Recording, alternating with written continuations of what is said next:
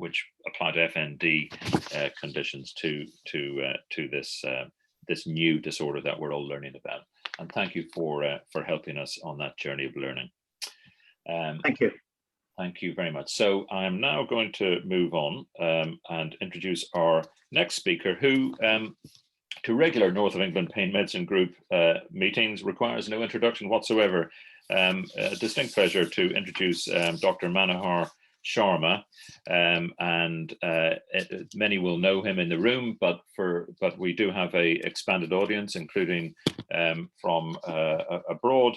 But just to say, Manohar Sharma has been a very important and influential figure in British pain medicine for probably 20 years, holding a number of different and important positions in which he's worked very hard to advance the cause of pain medicine, including within the British Pain Society, within the Faculty of Pain, where he is a board member and has been an examiner, and has been a regular faculty member on many different national and international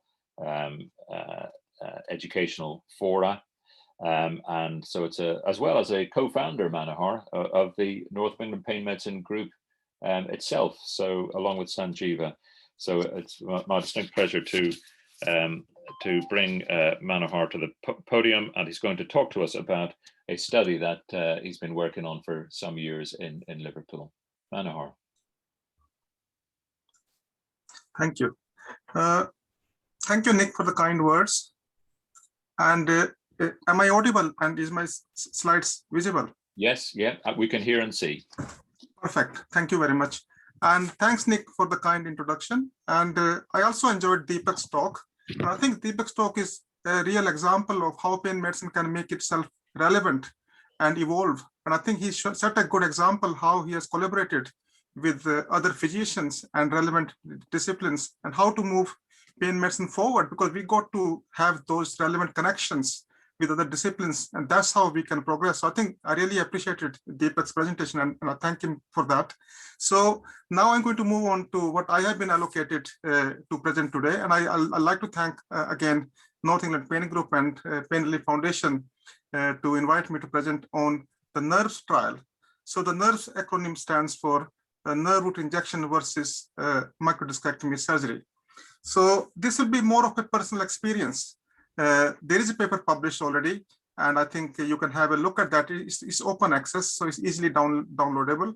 But I'm going to share a bit extra, which is not in the study, so give you a bit more feel for my personal experience, how this study came about. So presentation overview is just how this started. So it's from a clinical concept, building on to issue which is relevant to the NHS and how this brought about a randomized controlled trial, and again sort of how it was to set up a multi-center trial, what we expect can happen and what will happen in reality. I'll share that, and again a way forward for radical pain services in the UK. And this is really a personal view and experience over 8, 9 or 10 years. So I'll take the clock back to 2011-12, when I was about 5-6 years in the post, and I was heavily involved with interventional pain techniques, of course, even now. And I was involved with British Pain Society Interventional Pain Sec. So that was the time when I was heavily interested trying to update the techniques of pain intervention in my trust as well. So I happened to meet one of my colleagues, Mr. Martin Wilby, a spinal surgeon, and we were talking about, look, there is a lot of variability. If someone comes with acute sciatica, some places will simply straight away operate, or some places will not do anything, or will treat them only with just conservative or gabapentin and nothing else. So we thought it will be important that we set up a joint sciatica service. And in our trust, our issue was that there were a lot of surgery was happening, and we were not doing enough epidurals for these patients, or like transfemoral epidurals. So we then set up a joint clinic. That was in 2011-12. What that meant was that we were sitting in one room, and both of us were seeing a patient together. So we then decided, okay, we'll offer them a choice. So we won't tell them what is going to be right for them, but we'll say, look, we don't know the real answer, but we can offer you, if you have had pain for enough duration and had enough conservative management with physio and sort of anti-epileptics, tricyclic depressants, and you're still struggling, then we can either offer you a choice of transfemoral injection or discectomy surgery, and both can be offered fairly quickly within 18-week pathway. So when we set up this study, clinical practice in our trust, Martin will be also collected the outcome data. I think this is the key, that whenever you set up something new, you have to collect the information as how patients are doing. So over 9 to 12 months, he collected pain scores for back and leg pain, but also osteospastic disability index. And after 1 year, we had very clear signal from the study showing that injections were clearly sparing surgery in our setup. Of course, not a surprise. So then we also, from the data what we had from our center, we also could also demonstrate that yes, such kind of practice could be delivered. For example, if patient comes to see you in your joint clinic and you talk to them and give them time to understand what treatment options are, they will choose either, or they wouldn't have clear preference if you give them enough information. And also the data also gave us enough information that the power calculation. So if there was to be a trial to move out of one center to multi-center, because NIHR will not fund generally will not fund a single center trial. They would like to fund a trial which is multi-center, could be carried out in different centers, so that if there was change in pathway, it can be uniform across the NHS to reduce variation. So we were able to collect some data, and that data from our center really matched with what was historically published by other sort of publications in the literature. So 2012 was the sort of year by that we had finished about a year. Toward the end of 2012, we had 1 year of data with us, and we suddenly realized that it's not as straightforward, because we struggle with the equipoise. Equipoise means is that when you see a patient in your clinic and you say, okay, you have now pain for 3 or 4, 5 months duration and you're struggling, so we can offer you an injection or operation. So the funders will ask, is there an equipoise? Equipoise means that if you're offering patient a treatment choice, are those treatments likely to be equally effective, and they have equal chance, or patient can decide either, or that can be studied to confirm which one is better. So I think injection is quite different to discectomy surgery, because risk benefit profile is quite different. So how we came about equipoise in our clinical practice was that we told our patient, look, injection is relatively straightforward, and maybe that will work for your case. And literature says that, look, you may be able to work. There's a 60-70% chance that you may avoid surgery. And our surgeons told them, look, you have a acute sciatica which is not getting better. You may not need a sledgehammer to crack a nut. So what he meant was that you may also be okay with the nerve root injection. And also we got around the issue of patient acceptability, that look, we told them, look, you can have either of the treatment, and if one doesn't work, we can offer you the other treatment fairly quickly. So what that meant was that they had a quick access to the service, and so also they could easily cross over. So that is what meant the service stick, and patients were happy to take part in that kind of service model. And also we realized very quickly when we were working together, of course everybody knows that, but to see in practice was quite interesting, that there was hardly any correlation between the MRI scan findings and the symptoms. So we used to, when we were sitting together in a room and look at the scan and we'll talk, look, this next person is going to come in crutches, and they will walk in and tell us, look, they haven't got any pain. And then another patient, we say, look, and this patient is not going to need anything, and they will come on crutches and with a very small disc. So there was quite very little correlation between what you see on the scan and what patient tell you. So that was very interesting. So then by 2012, we had enough data, and we were quite fortunate in 2013 that NIHR came out with the HTA call that they want to study lumbosacral radiculopathy, and there was a call out for a research proposal. And Martin will be set up a team at that time and set up a sort of study proposal, which has to go through different phases. And by 2014, study was funded, and to start was toward July 14. So this is how sort of it evolved, starting from 2011-12 from a joint sciatica clinic, and then trial call came out for this large multi-center trial, which got funded in 2014. And then there was a protocol which was published a bit later in 2018. So this study started in 2015 for recruitment. So essentially, this was a pragmatic means that we allowed each center to do the injection that they were doing, but they had to meet minimal criteria. And also they could do the discectomy surgery as they were doing as a pragmatic, but also we set some boundaries at how this could be done within the research setting. And also the study duration, symptom duration was 6 weeks to, initially it was supposed to be less than 6 month duration, but when we started to recruit, we struggled with recruitment because many patients were even struggling to come. Some patients could access our service earlier, but in other centers and our center, some patients were taking more than 6 months to even come to us. So we then expanded the recruitment symptom duration for less than 1 year. So the study had 163 patients randomized between injections, root injection, nerve root injection, and microdiscectomy. And 11 UK sites were recruited these patients. And we did consider initially that why not we have a nerve root injection or a transfemoral epidural versus discectomy, and can you not have control arm, the third arm? But I think we really struggled. We thought this patient had now pain for 3, 4, 5, 6 months. They come to our clinic, we tell them, look, we'll continue with the conservative management. Those patients were really had enough. And I think time is of essence for many of these patients who were accessing treatment and they wanted to get better. They were requiring treatment. So that's why we decided not to have a control arm. So we also allowed these patients crossover. Of course, they were randomized by a computer. So patients were seen in the clinic and they could have further treatment, either injection or surgery, but they were randomized by a computer model. And also patients were happy because we had given them enough information that we don't really know what is right for them, but either treatment could work. So they were happy to take part. So most of the patients received, who were randomized to injection arm, received one transfemoral injection, mostly using Kenalog because that was the practice at that time. And I used digital subsection angiography for these patients. And mostly injections were post-ganglionic. By that I mean is that if someone had, most of the discs were at L5-S1 level, so they had S1 root block. But we weren't too fussed about if somebody wants, other colleague wanted to L5 root block for that patient, because preganglionic is also known to be reasonably effective. So same was about microdiscectomy, that boundaries were set that how this could be carried out, but it was again a pragmatic trial in the NHS.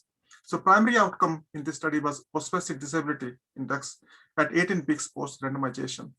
And 10-point difference was supposed to be a significant difference as a primary outcome measure. So it's interesting that we chose for a function as a primary outcome in this study, though this is a pain study, but primary outcome was focused on the function. And I think that was quite a good move, because we see the same thing happening in chronic pain treatment when we treat them with neuromodulation, that pain scores may not change, but their function significantly improves. So secondary outcome then included pain scores for back and leg, Brunel Morris for disability, and combined outcome measures. This is quite popular in neurosurgery, combined outcome measure index. It puts together pain scores and function and quality of life together as one measure. And then QALYs and the medication uses has data for up to 54 weeks and work status. And we also were collected, when I say we, it was Liverpool University and our research nurses who sort of collected all the adverse event data. So this is a sort of interesting slide here, which will sort of show how the trial was sort of carried out from 2015 to 2017. So trial was opened up somewhere in March 2015, and expected recruitment was to go along this path. So the trial should have finished recruiting by June 2016. So from March 15 or so, June 16, trial should have recruited nearly 200 patients. But actually in real life, when the trial opened, initially as a pilot phase to demonstrate that this can be done, and after that we were expected to have 8 centers to be opened up, as in green. But we struggled with opening the center. The purple bar shows how the centers opened. So some centers were expected to open, but logistic meant that those centers were delayed in opening. And also our recruitment, instead of following this curve as a steep curve, it was very slow.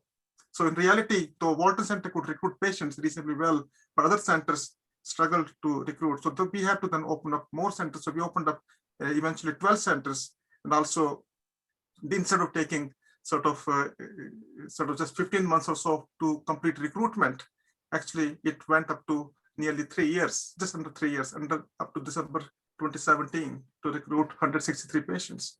And just think of it that if we had also had a control arm included in the trial, that would have really messed up the recruitment, and we would have really struggled recruiting. But patients would have found very difficult to be in 3 arms in the study.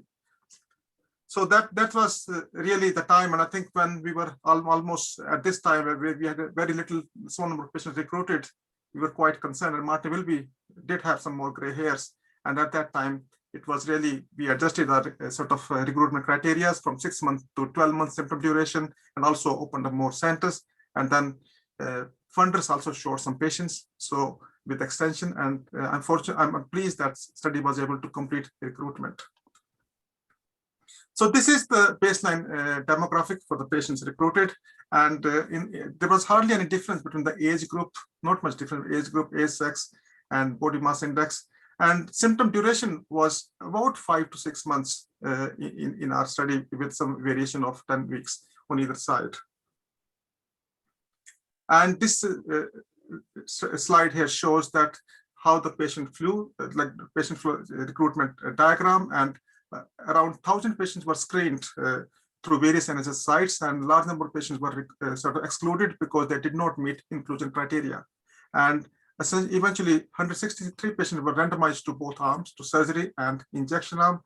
And then we had about over 60 patients. We had the data on which we had complete set of data. And when they were allocated from randomization to surgery and injection arm, 7 patients did not have any intervention. So it shows that equal number of patients in both arms did not require any treatment by the time they were to need that intervention. And there were small number of patients, 5 and 3, who received other treatments. So they were not happy to take part, but they were happy to take part in the study, but they were not happy with the randomization. So some patients randomized to surgery wanted to have injection, and small number of patients who were randomized to injection, they wanted to have surgery. So this just proves the point that we are human beings and we all have our competing interests and priorities. And I think that was allowed in the study so that to make it a pragmatic trial.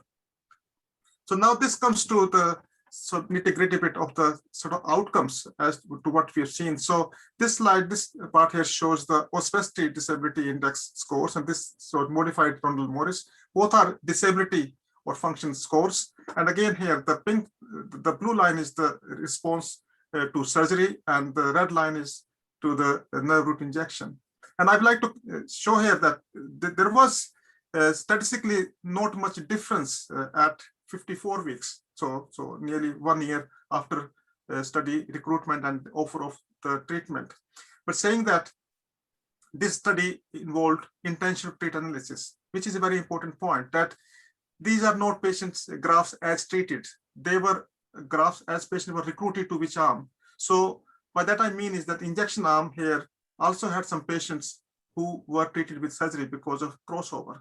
But this is how the intention to treat analysis was presented, and which did not show much difference statistically for Oswestry or for Rundle-Morris disability score.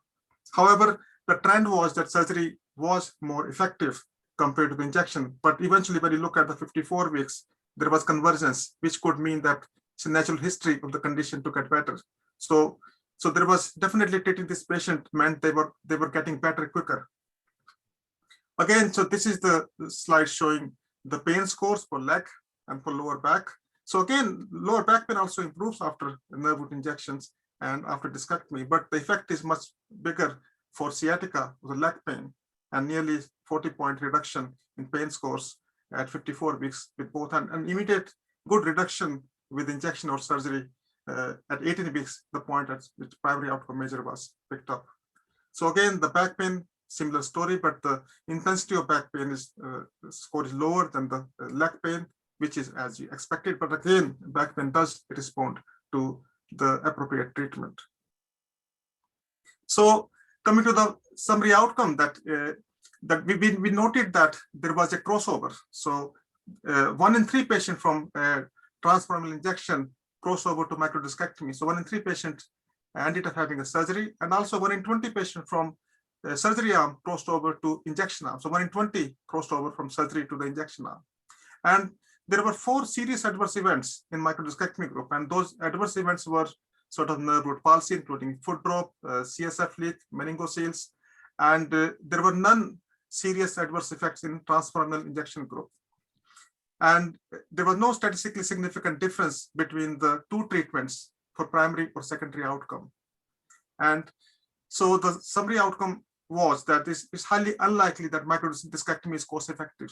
By that I mean is that with a QALY figure of 20,000 pounds, if was considered for quality adjusted life years in the NHS, even if you were willing to pay 20,000 pounds, there was highly likely chance that microdiscectomy was very expensive and not cost effective.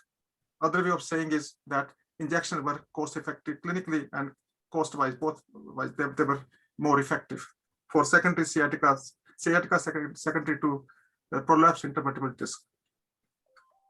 So this study was then published this year in Lancet, and also published in NHR HTA. And these both studies are easy to access as open access. And so this took, we are in 21. So we set up a joint clinic in 2011-12. So it's nearly took sort of 8, 9 years from concept to RCT and then publication.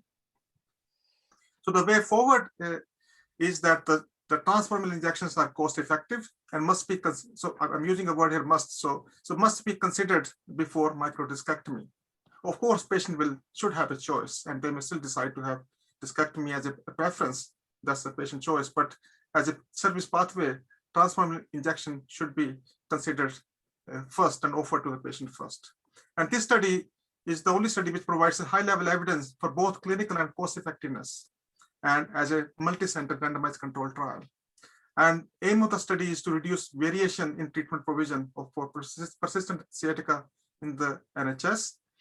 So what does it mean? I mean, for some units in the country, it wouldn't make any difference because their pathway was such that they were offering this treatment anyway.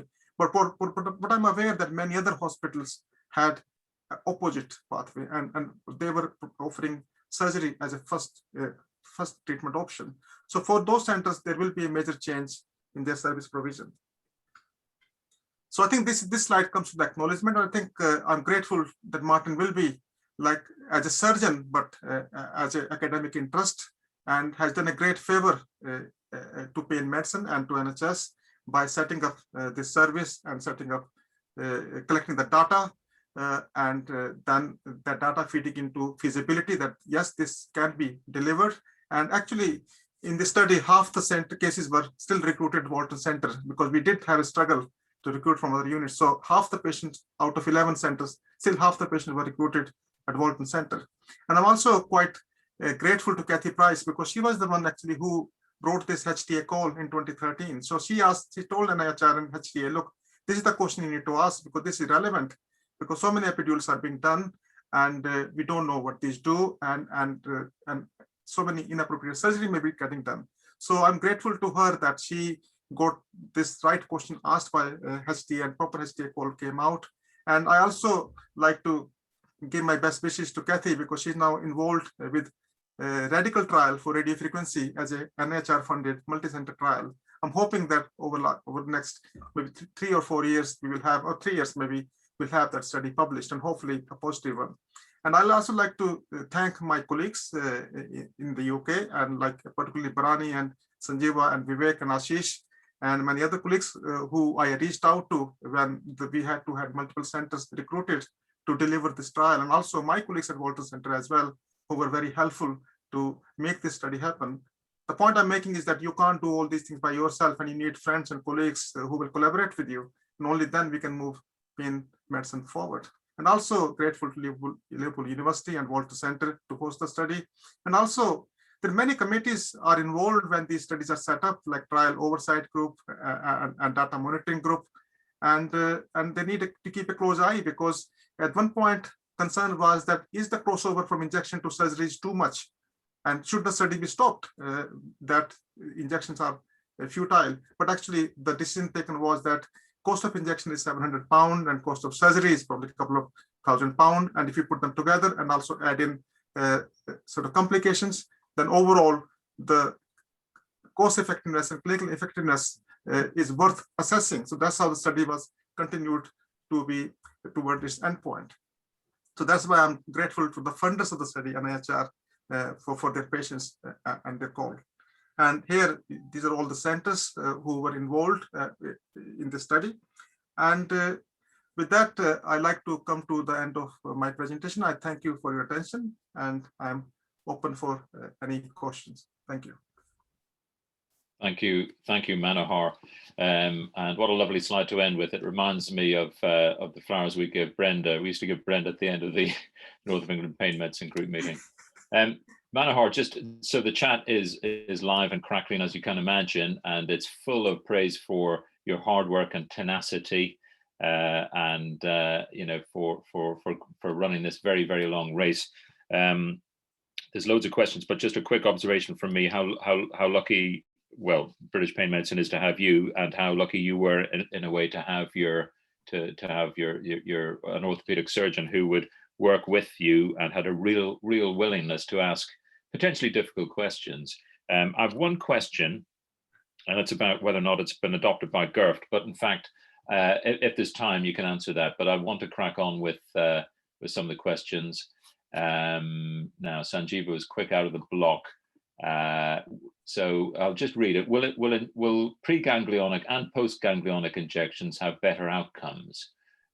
So doing, let's say, a couple of injections at the same time, would that be better depending on the site of compression or irritation?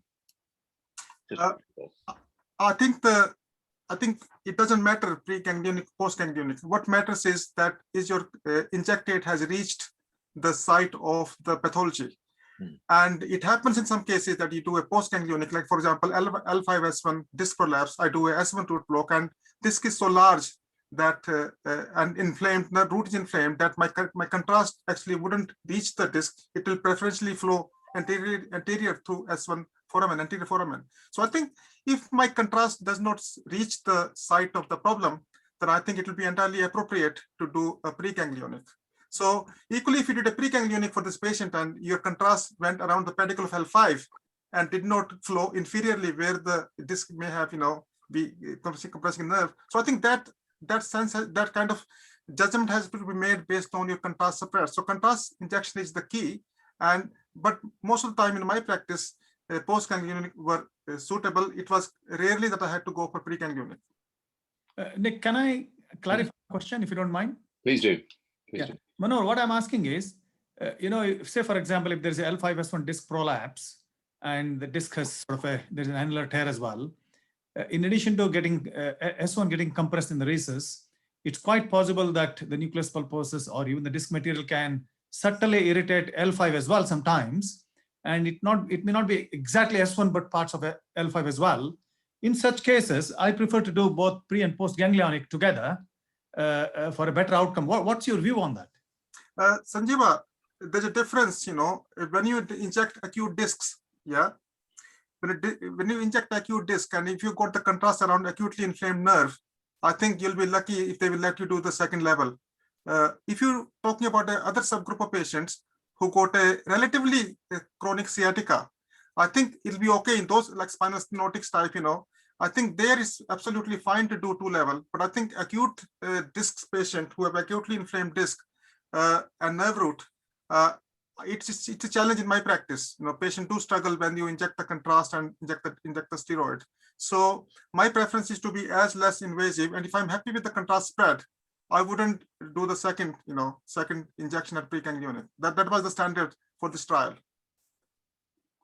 And just a quick follow on from that, Manohar, was there quality control of the transforaminal epidural injections in terms of the multi-center input? So was everyone doing it to the same standard? Are you satisfied that everyone was, all patients were getting true transforaminal injections? Yes, I think the quality control was because there was a concern that different centers are doing different. So I think we did stipulate algorithm as to when we say the nerve root injection, what it is, what level you do it, and what is the dose range. So we were open to colleagues using dexamethasone or a Kenalog or a dipomedrone, but we set up a range, okay, between 20 and 60 milligram, and one level it was. And also we wanted to check the occasional image. We didn't want to check and breathe over the neck for all the cases, but we wanted to check occasional radiculogram or epidurogram that they could provide to us. So I think this was sort of done initially, but once we were happy that it was going okay, we were not checking all the injections like the way they were not checking all the discectomy surgery, but I think it was just agreed that we stipulated what was expected, and also there was occasional review of their imaging of the injection. I think that's a very key point, because what is a nerve root injection? What is a transfemoral epidural? It can mean different things. Absolutely. So I think it's a very key point to a quality control. I think our concern was otherwise the study could fail. Injections arm could fail. Yeah, absolutely. So I think we had to make sure that this was built in. Indeed. And just so as you say, a pragmatic approach. And Dimple has asked a question that I was thinking of too, which is what was the rehabilitation in the aftermath of surgery and or injection standardized? I think that these patients already had rehabilitation, and these patients were generally 5 months down the line with symptom duration. So they had the key criteria was that if they haven't had physiotherapy before or that advice before, they couldn't take part in the study. If they haven't had gabapentin, pre-gab, and other stuff, that they couldn't come to the study, we were offering them first, optimizing conservative. So we didn't have a stipulated rehab program after the treatment. So it wasn't there. No, it was just follow what advice they were given before they got into the study. Okay. Is it possible, I suppose, that patients who were enrolled who did have rehabilitation after either injection or surgery may have had an improved outcome as a? Yes, I think many patients would not have needed, but there will be subgroup for whom that approach could shift significantly, that they could do better. Yeah, absolutely. I think I agree with that. Yeah. Okay. But that would have made our study more expensive and more complicated with further and NHR for funding that they would have looked at, again, that it's not a normal practice, NHS practice. So they would have thought, the cost may have gone up. Yeah. Thank you. And there's a good question on study methodology, and it's just how patients were funneled in and how tight your inclusion criteria were, recognizing that there was 1,000 patients screened. So in terms of that external validation what are your thoughts on that? Yeah, I think when people have, they come to clinics and they have a disc prolapse and all that, when you see them, their sort of inclusion for the study had to be that they had to have a matching disc and their matching symptoms, and also not overwhelming other background issue. So they come with some other medical issues, or the pain is bilateral, or they got a multi-level disc, or they had the same disc treated before. So we were looking for a cleaner cohort of people who had a first episode of sciatica at that level, and they haven't had previous surgery at that level. So we're looking for that cohort of patients. So for that, we had to really screen out a lot of other patients. Plus, some other patients were not happy to take part in study. Some patients, they didn't want to, they knew what they wanted. So they didn't want the computer to decide that, okay, it's quite scary, because when I'm a randomizing patient, I go with the patient into the research unit, and then we both sit together and say, the computer will tell now that you're getting injection or surgery. It's quite, you freak out, and suddenly you've come to know that, oh, I'm having surgery. Then people need to think, oh, wow, yeah. I mean, do I want surgery? So I think it was interesting. And also, I wasn't sure about some patient that, look, I don't want to inject this person. Their disc is too large. I mean, I want them to have surgery. But then, so it works both ways. We have our own sort of, prejudgment, we have our ideas, and patients have their own. So I think in real life, that's why I think some centers really found hard to recruit patients, because you need a proper setup, and how you inform your patient, how you convince them to stay in the study. I think it needs a lot of time and investment, with the patient and education. Indeed. And there's a question now, and it's sort of, it ties into perhaps GIRFT. So should it be a standard of care that that patients have TF-ESI prior to surgery? And just to follow on from that, has GIRFT taken this on board? Has it become a recommendation of GIRFT? The short answer to that is yes, it should be, yeah. And I think Brani was working on that. I think Brani through, links with faculty board and I think with GIRFT, I think Brani was working on that. And I think Brani was very keenly waiting for this publication to come out. So I'm sure he's working on that. And I think it will be there. Yeah, absolutely. I think GIRFT are really looking for, getting it right the first time. And, if you operated on them the first time and then you got some complication, it's very difficult. So I think definitely it's going to come up in the GIRFT as a standard of care. Absolutely. Thank you. What were psychosocial factors assessed and as part of the study? So was there any reason to believe that there was any difference in anxiety or depression, for instance, or fear avoidance? I think we collected, combined outcome measure index and oswestry and we sort of Ronald Morris and I'm not sure whether we collected specifically anxiety depression score, but we had that sort of feel for the patient through our general assessment.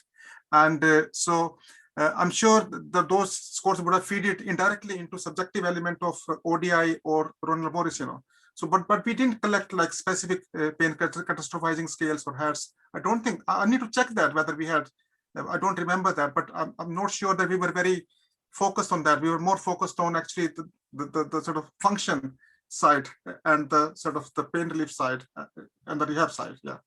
And just a final question, and it will be our last question, which is a bit related to that, and that is, did the severity of sensory or motor deficit have any bearing on patient selection? Yeah, I think if there were patients, who had acute sort of or progressing motor sort of weakness, I think they were taken out of the, if there was a deterioration in neurological deficit and they were saying, look, my foot up and all that, or any Kodakona type, concerns, they were out of study. They were treated sort of urgently as a neurosurgical pathway. We didn't mess around with them to sort of, randomize and all that. They were out, yeah. Indeed. Okay, thank you, Manohar, for a wonderful service to pain medicine in this country with this work, and for such a wonderful and illuminating talk. And thank you again very much. Thank you.